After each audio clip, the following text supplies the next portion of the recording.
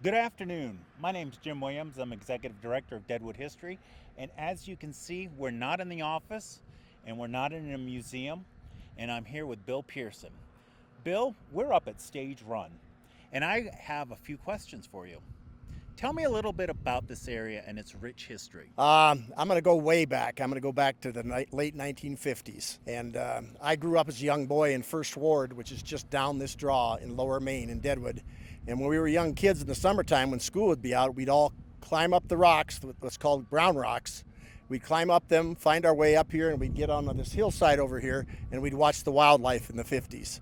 But then jumping forward, late or early 2000s, the guy that owned the property was called Nick Heinen. He was a football coach, school teacher, and he decided to sell the property. And I'd been working with the city on a number of projects, and I knew we needed housing bad. So basically, I came up here and looked the area over, and I thought, man, this would be great for some housing for Deadwood. And then I found out that 20 acres of the land that he had was actually in the city limits. The other 100 wasn't. So I went to the city and talked about annexation, and Bernie Williams, who was the zoning administrator at the time, she thought it was a great idea. And so we started forward with that process. It took about a couple years, but basically in 2007, we were ready to go up here for some housing. But while we were doing all this research, I met with Kevin Kuchenbecker, the historic preservation officer, and he was telling me how this road that ran down through Nick Heinen's property used to be a stagecoach trail into Deadwood.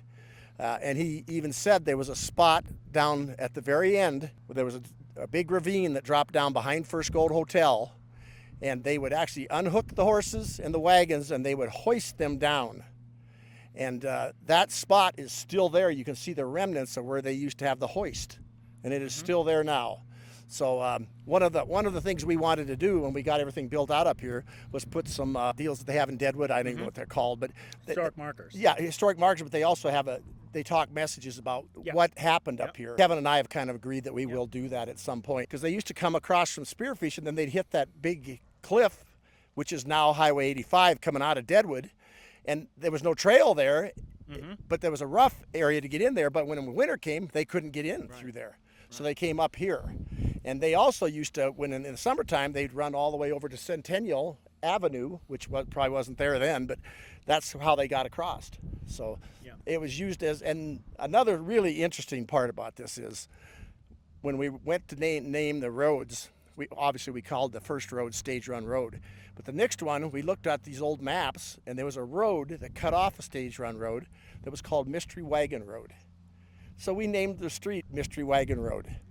And then all these streets that are up in this Phase 3 project are named after mining claims that were up here that actually existed. Kevin helped me get that, research that, and get that done too. So there's a Blarney Stone, there's a Bavarian Lode, and there's a Palisades Lode. And that's what the streets are called up here.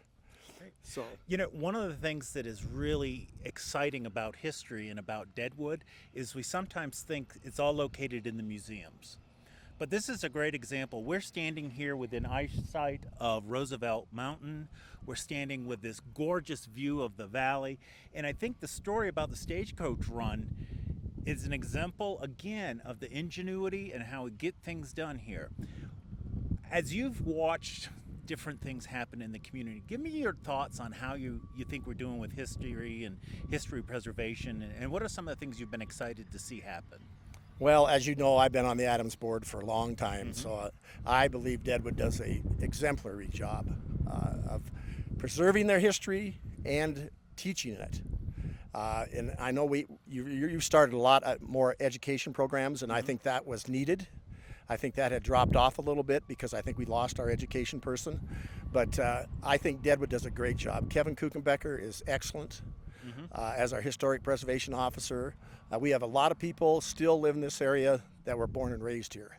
And they really believe in the history of Deadwood. And then we've got a lot of newcomers that have come here that actually believe in it as much as we do. So it's a nice mix of people. And I think and the Adams Museum, the Days of 76 Museum, the Hark, the Adams House, I mean, they're just wonderful examples of preserving history. Bill, I want to thank you. I think we're going to step out of this for a little moment and give you all a little treat as to what we've been standing in front of as Rose kind of pans the area, and you get to see the beauty and the natural awness of the Black Hills. So Bill, thank you very much for taking some time with us, and I appreciate it. Okay, thank you.